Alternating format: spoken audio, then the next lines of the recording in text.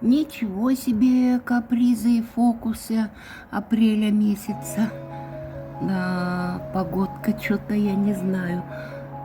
Такие шуточки выдает. Представляете, метель. Сегодня 6 апреля, ночь на 6 апреля. Нет, ну Гисметео предупреждала, что в выходные будет похолодание и погода изменится. Но я не думала, что в такой степени. Прямо метель. Надеюсь, что видно. Метет, метет, ой-ой-ой.